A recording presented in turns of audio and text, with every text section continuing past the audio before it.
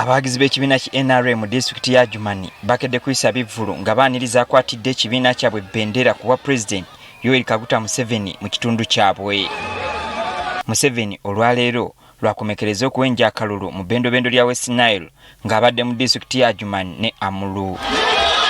Eno Museveni bamulaajanidde okubakolera ku lutindo lwa Lalopi olugatta disitulikiti ya Adjuman ku South Sudan nga luyita mu disitulikiti ya Moyo. We want to have that bridge constructed, and that's one of the things we are going to ask His Excellency the President to put into consideration. Bamutegeezezza nga mu kiseera kino bwe bakozesa ekidyeri ekiziŋŋamiza ebyobusuubuzi mu kitundu kyabwe. The ferry itself is a stumbling block because people cross according to the schedule. Road is supposed to be 24 hours from morning to sunset, from sunset to morning. Ono bamusiimye olw'okuleeta emirembe mu kitundu kya Apa kye bagamba nti kirudde nga kirimu obutabanguko obw'enjawulo. We appreciate government for bringing peace in Apa. Your Excellency, I want to thank you and thank our UPDF officers who are deployed in Apa, particularly the commanding officer. Adjuman, you have transformed it from a district that used to produce refugees to a district that is now hosting refugees. Museveni asose kwanjulira beeno abakwatidde NRM bendera mu bitundu ebyenjawulo nga kuno kubaddeko omumyuka wa Ssaabaminisita owookubiri Moses Ali era nga yakwatidde NRM bendera ku kifo ky'omubaka wa East Moyo.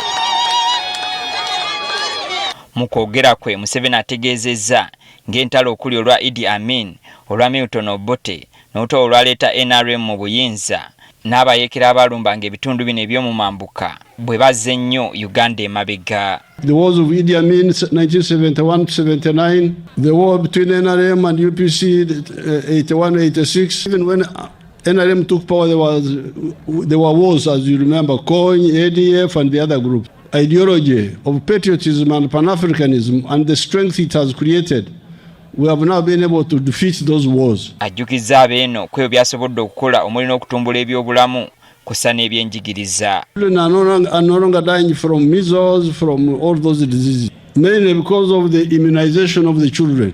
Kyokka ono alaze obwennyamivu olw'amasomero ga gavumenti agakyasaba abayizi ssente nti gaakukolwako n'omukono ogw'ekyuma. I'm telling you about free education from 1996. But people didn't listen to my advice. They still charge money in the government schools, and then some of the children drop out. That's why I decided to peacefully show resistance again. Enfunda nnyingi amaloboozi gazze gawulirwa olw'obubbi bw'eddagala mu malwaliro ga gavumenti ng'abasawo basongebwamu nnyo olunwe. Kati Museveni agamba waakusaawo abantu abagenda okulondoola ababulankanya eddagala lino.